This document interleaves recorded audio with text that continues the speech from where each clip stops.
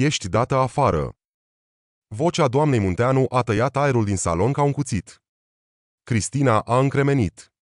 Dar ceea ce nu știa Simona Munteanu era că, în spatele ușii întredeschise, soțul ei asculta fiecare cuvânt. Și nu era deloc pregătit pentru ce urma să afle.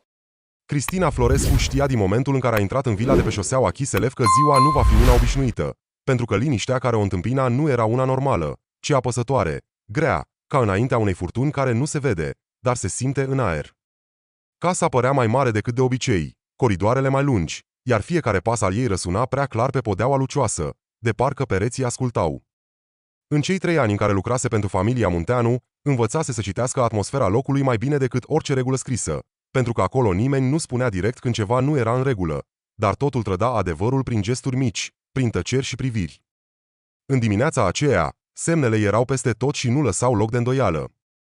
Aerul era tensionat, iar liniștea nu era liniște, ci o pauză înainte de ceva inevitabil. Cristina și-a lăsat geanta discret în colțul obișnuit și și-a pus șorțul cu mișcări mecanice, încercând să pară calmă, deși simțea în stomac un nod care nu dispărea. Știa că trebuie să fie atentă la fiecare detaliu, la fiecare reacție, pentru că în casa aceea o singură greșeală putea schimba totul. De obicei, doamna Simona Munteanu cobora după ora 8, aranjată impecabil, cu un aer sigur și controlat, dar în acea zi apăruse mai devreme, fără machiaj, cu părul prins neglijent și cu telefonul lipit de ureche încă de la prima oră. Vocea ei, chiar dacă era auzită doar în fragmente, avea o tonalitate mai joasă și mai tăioasă decât de obicei, semn clar că discuția nu era una obișnuită. Cristina o privise pentru o clipă din pragul bucătăriei, suficient cât să înțeleagă că nu era momentul pentru întrebări sau explicații. A rostit un bună dimineața aproape șoptit, dar răspunsul nu a venit, doar un gest scurt din cap, rece și distant, ca și cum prezența ei nici nu conta. Acela a fost momentul în care a știut sigur că ceva nu este în regulă. Și-a văzut mai departe de treabă, dar fiecare mișcare era însoțită de o atenție exagerată, fiecare obiect așezat perfect, fiecare suprafață curățată fără urmă, ca și cum încerca să prevină o furtună pe care nu o putea controla. Bucătăria era ordonată, salonul impecabil, dar senzația de neliniște nu dispărea, ci creștea cu fiecare minut. De undeva, de la etaj, se auzeau pași rapizi, apoi liniște, apoi din nou pași, ca un ritm neregulat care nu anunța nimic bun. Telefonul doamnei Munteanu nu se oprea nici măcar o secundă, iar felul în care schimba tonul de la o propoziție la alta trăda o nervozitate pe care rar o arăta în mod deschis. Cristina începuse să șteargă praful din salonul mare, dar atenția ei nu mai era la ceea ce făcea, ci la fiecare sunet din casă, la fiecare ușă care se deschidea sau se închidea. Simțea că urmează ceva, dar nu știa ce, iar necunoscutul era mai greu de suportat decât orice vesterea. În mod normal, casa avea un ritm clar, previzibil, dar în acea dimineață totul era dat peste cap, iar asta o neliniștea cel mai tare. Până și lumina care intra prin ferestre părea diferită, mai rece, mai tăioasă, ca și cum întreaga atmosferă se schimbase peste noapte. Cristina încerca să se concentreze, să spună că poate exagerează, că poate este doar o zi mai agitată decât de obicei, dar instinctul nu o lăsa să se liniștească. Învățase de mult să aibă încredere în acel sentiment și, de fiecare dată când îl ignorase, lucrurile nu se terminaseră bine. A tras adânc aer în piept și și-a continuat munca, dar în mintea ei un singur gând se repeta constant, din ce în ce mai clar, ca un avertisment pe care nu îl putea opri. Astăzi ceva se va întâmpla. Cristina își vedea de treabă în salonul mare, ștergând cu atenție praful de pe vitrina scumpă din cristal, încercând să-și țină mintea ocupată și să ignore neliniștea care nu îi dădea pace, când liniștea apăsătoare a fost brusc spartă de un sunet clar și ritmic de pași pe marmură, pași de tocuri înalte, apăsate și rapide, care nu lăsau loc de interpretări și anunțau o prezență hotărâtă. O prezență care nu venea pentru o conversație obișnuită. Fiecare pas se apropia tot mai mult, iar Cristina a simțit cum mâna îi se oprește pentru o fracțiune de secundă pe suprafața rece a vitrinei, ca și cum corpul ei reacționa înainte ca mintea să înțeleagă complet ce urmează. A încercat să-și continue mișcarea, să pară calmă și concentrată, dar ritmul pașilor devenea din ce în ce mai apăsător, iar aerul din încăpere părea să se îngreuneze cu fiecare secundă. Apoi, brusc, pașii s-au oprit chiar în spatele ei, iar liniștea care a urmat a fost și mai apăsătoare decât zgomotul. Cristina. Vocea doamnei Munteanu nu era ridicată, nu era isterică, dar avea o claritate rece și o duritate care tăia orice urmă de siguranță, iar în acel ton se ascundea ceva mult mai periculos decât un simplu reproș. Cristina s-a întors imediat, aproape reflex, cu inima bătându-i mai repede decât ar fi vrut să arate, și a încercat să-și păstreze expresia calmă, așa cum învățase în timp, chiar dacă în interior simțea că ceva nu este în regulă. Da, doamnă, a răspuns ea, cu o voce controlată, dar ușor mai joasă decât de obicei, trădând o urmă de nesiguranță pe care nu o putea ascunde complet. Simona Munteanu s-a apropiat lent, fără grabă, dar cu o siguranță care domina încăperea, privind-o de sus până jos cu o atenție neobișnuită, ca și cum o analiza pentru prima dată, ca și cum în acea clipă decidea ceva important. Privirea ei era rece, calculată, fără nicio urmă de empatie, iar acel mod de aprit făcea ca fiecare secundă să pară mai lungă decât era în realitate. Cristina a simțit cum îi se strânge stomacul, dar a rămas nemișcată, așteptând, pentru că știa că orice ar spune acum ar putea înrăutăți situația. Simona a mai făcut un pas, reducând distanța dintre ele până la un punct în care tensiunea devenea aproape fizică. Apoi a spus, calm, dar ferm, cred că e timpul să încheiem colaborarea. Cuvintele au căzut greu, ca o sentință deja decisă, iar pentru o clipă Cristina nu a reacționat, ca și cum mintea ei refuza să proceseze ceea ce auzea. Un gol i s-a format în stomac, o senzație bruscă și rece care a tăiat respirația, iar toate gândurile s-au amestecat într-un haos pe care nu îl putea controla. Nu înțeleg, am făcut ceva greșit? A întrebat ea în cele din urmă, încercând să-și găsească vocea și să-și păstreze calmul, deși în interior simțea cum neliniștea se transformă în teamă. Simona a zâmbit scurt, dar acel zâmbet nu avea nimic cald, nimic uman, era doar o expresie rece, calculată, ca și cum se bucura de controlul pe care îl avea în acel moment. A lăsat o pauză intenționată, suficient cât să prelungească tensiunea și să facă fiecare secundă mai apăsătoare. Apoi a rostit clar, fără entare, ești dată afară. Cuvintele au rămas în aer, grele și definitive, iar în acel moment totul a părut să se oprească pentru o clipă, ca și cum casa întreagă aștepta reacția care urma să vină. Cristina a rămas fără cuvinte pentru câteva secunde, privind-o pe Simona fără să clipească, nu pentru că era frică, ci pentru că nu reușea să înțeleagă ce se întâmplă și de unde venise acea acuzație, iar în mintea ei încerca să găsească rapid o explicație logică, un detaliu pe care poate îl scăpase, o situație care ar fi putut fi interpretată greșit. Nu frica o paraliza în acel moment, ci nedumerirea profundă, acea senzație că realitatea din fața ei nu se leagă cu nimic din ceea ce știa sau trăise până atunci în acea casă, iar acest lucru era mult mai greu de suportat decât o simplă miustrare sau chiar o concediere. A înghițit în sec, simțind cum tensiunea îi urcă în piept, apoi a reușit să rostească încet, cu vocea ușor tremurată, dar sinceră, pentru ce? Încercând să afle măcar motivul, să înțeleagă unde greșise sau de ce era acuzată. Simona nu a răspuns imediat, ci s-a apropiat și mai mult, intrând în spațiul ei personal fără nicio entare, iar privirea ei devenea din ce în ce mai rece, mai dură, ca și cum fiecare secundă îi întărea convingerea că are dreptate. Pentru că în casa asta nu tolerez trădarea, a spus ea rar, apăsat, lăsând fiecare cuvânt să cadă greu, ca o sentință definitivă. În acel moment, camera parcă s-a micșorat, aerul devenind mai greu, iar Cristina a simțit că nu mai are unde să se retragă. Nici fizic, nici emoțional, pentru că acuzația era prea mare, prea directă. Trădarea. A repetat ea aproape în șoaptă, ca și cum încerca să audă cuvântul din nou, să se convingă că nu a înțeles greșit, dar expresia de pe chipul Simonei nu lăsa loc de îndoială. În mintea Cristinei, gândurile au început să se deruleze rapid, încercând să găsească orice situație care ar fi putut fi interpretată în acel fel, orice conversație, orice gest, dar nimic nu avea sens, nimic nu justifica o astfel de acuzație. Și atunci, fără să mai spună nimic, Simona a scos telefonul din buzunar cu o mișcare lentă și controlată, ca și cum se pregătea să demonstreze ceva ce pentru ea era deja evident. Ecranul s-a aprins, iar lumina lui rece a accentuat și mai mult tensiunea dintre ele, iar Cristina a simțit cum inima începe să-i bată mai repede, anticipând că urmează un moment decisiv. Nu te mai preface, a spus Simona, cu un ton care nu mai lăsa loc de discuții. Știu că ai vorbit cu cineva, știu că dai informații. Cuvintele au căzut greu, iar pentru o clipă Cristina a simțit că nu mai poate respira, nu pentru că se simțea vinovată, ci pentru că era prinsă într-o situație pe care nu o putea controla și pe care nu o înțelegea. Inima îi bătea haotic, fiecare bătaie mai puternică decât precedenta, iar în urechi răsuna propriul puls, acoperind aproape orice alt sunet din încăpere. A vrut să răspundă, să nege, să explice, dar cuvintele nu veneau, pentru că acuzația era atât de absurdă încât nu știa de unde să înceapă. Privirea i-a fugit pentru o clipă spre telefonul din mâna Simonei, încercând să ghicească ce dovadă ar putea avea, ce ar fi putut fi interpretat atât de grav, dar nu a apucat să spună nimic, pentru că exact în acel moment s-a auzit un sunet care a schimbat complet atmosfera. Ușa din spatele lor s-a deschis încet, cu un scârțâit abia perceptibil, dar suficient cât să atragă atenția ambelor femei, iar acel sunet a tăiat tensiunea ca o lamă fină.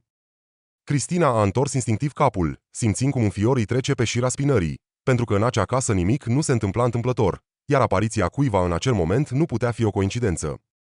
Simona a rămas nemișcată pentru o fracțiune de secundă, surprinsă, iar expresia ei sigură a fost înlocuită pentru o clipă de o umbră de întare, ca și cum nu se așteptase să fie întreruptă. Liniștea care a urmat a fost și mai apăsătoare decât înainte, pentru că acum nu mai era doar o confruntare între două persoane, ci ceva mult mai mare, ceva care urma să iasă la suprafață și să schimbe complet situația. În acea clipă, Cristina a avut un singur gând clar, mai puternic decât frica sau confuzia, și anume că ceea ce urma să se întâmple în continuare avea să decidă totul. Simona, despre ce vorbești? Vocea calmă, dar gravă, a lui Alexandru Munteanu a umplut încăperea fără să fie nevoie să fie ridicată, iar simpla lui prezență a schimbat complet echilibrul din salon, ca și cum aerul devenise dintr-o dată mai greu și mai clar în același timp. Simona a încremenit pe loc, cu telefonul încă în mână, iar siguranța pe care o afișa cu câteva clipe înainte s-a fisurat vizibil, pentru că nu știa că el era acasă și, mai ales, nu știa că auzise fiecare cuvânt din discuția lor. Cristina a rămas nemișcată, privind când la unul, când la celălalt, simțind că momentul acela depășește cu mult situația ei și că se află în mijlocul a ceva mult mai profund decât o simplă concediere. Alexandru, nu e momentul, a spus Simona, încercând să-și recapete controlul, dar vocea ei nu mai avea aceeași fermitate, iar întarea era imposibil de ascuns. Ba este, a răspuns el fără grabă, făcând un pas în încăpere și închizând ușa în urma lui cu un gest calm, dar definitiv, ca și cum marca începutul unei confruntări pe care nu o mai putea evita.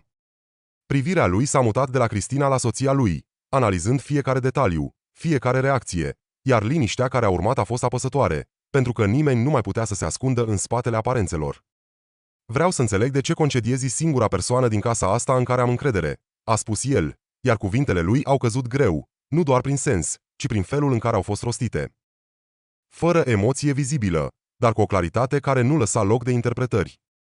Simona a clipit rar, încercând să-și organizeze gândurile, dar pentru prima dată părea că nu găsește imediat un răspuns, iar acea intare, chiar dacă a durat doar o secundă, a fost suficientă pentru a trăda că situația îi scapă de sub control. A trecut încă o secundă, în care nimeni nu a spus nimic, iar tensiunea dintre ei devenea din ce în ce mai evidentă. Pentru că ne trădează, a spus în cele din urmă, ridicând ușor bărbia, ca și cum încerca să-și reafirme autoritatea, dar tonul ei nu mai avea aceeași convingere de mai devreme. Cristina a simțit cum respirația îi se oprește pentru o clipă, pentru că acuzația era acum spusă în fața lui Alexandru, iar reacția lui urma să decidă totul. Alexandru nu a reacționat imediat, nu a ridicat vocea și nu a făcut niciun gest brusc, ci doar a oftat ușor, un oftat scurt, dar încărcat de semnificație, ca și cum confirmase în sinea lui ceva ce bănuia deja. A făcut un pas mai aproape, fără să-și ia privirea de la Simona, iar calmul lui devenea din ce în ce mai apăsător.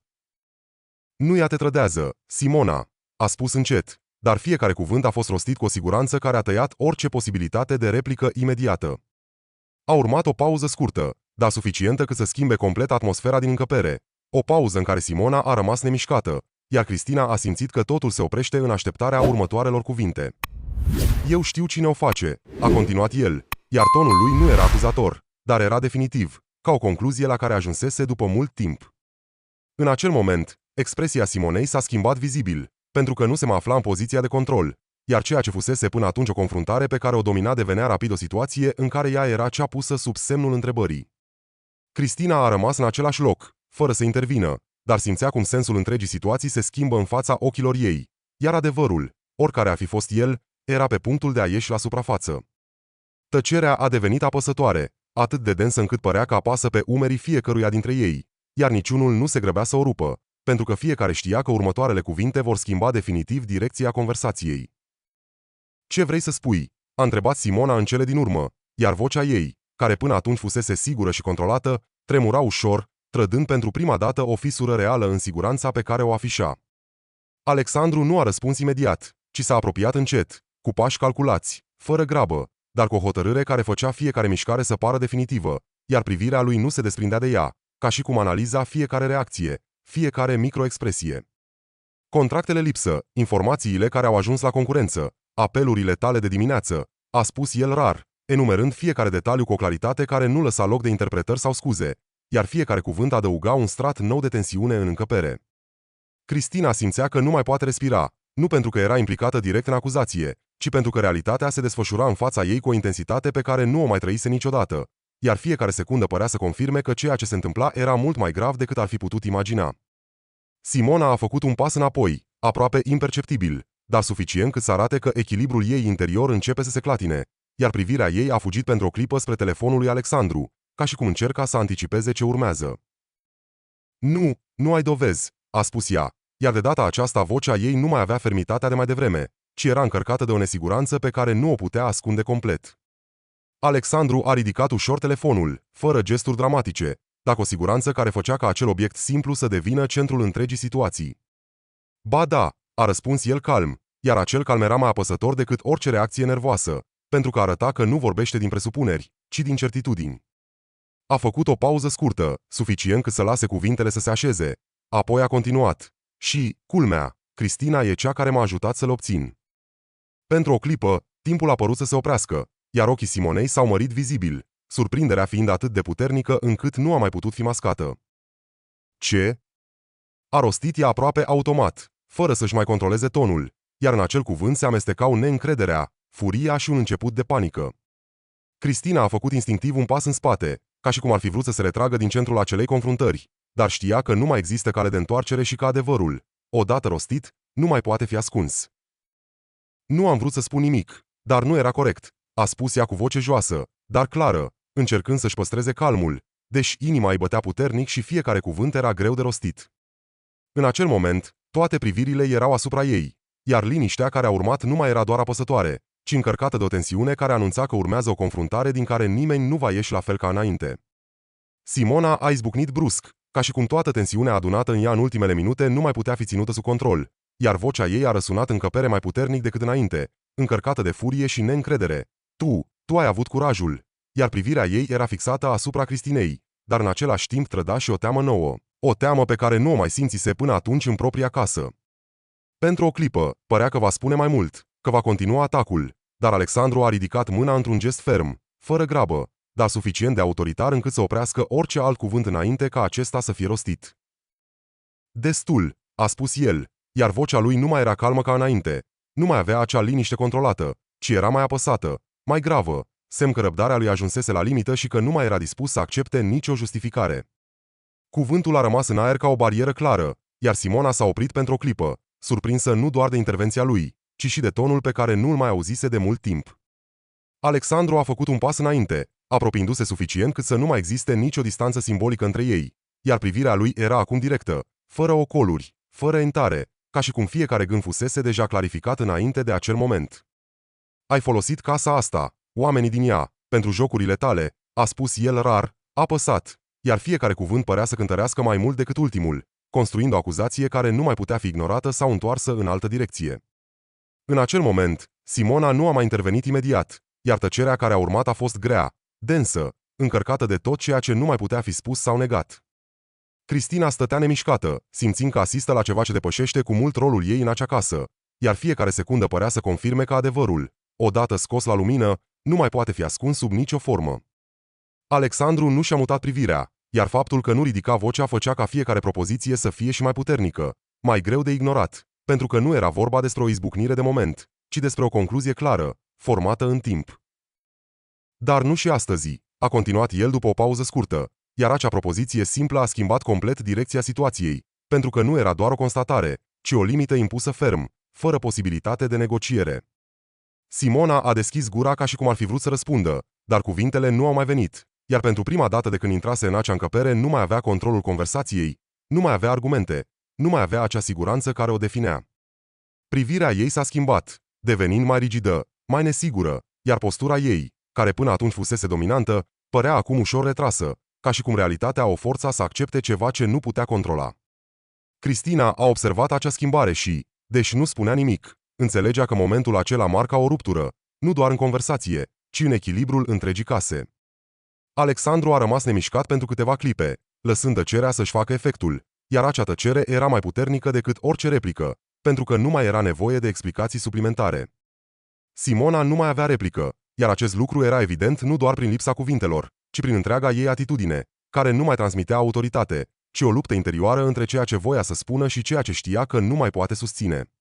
Pentru prima dată, pierduse controlul, nu doar asupra situației, ci și asupra imaginii pe care o construise în timp.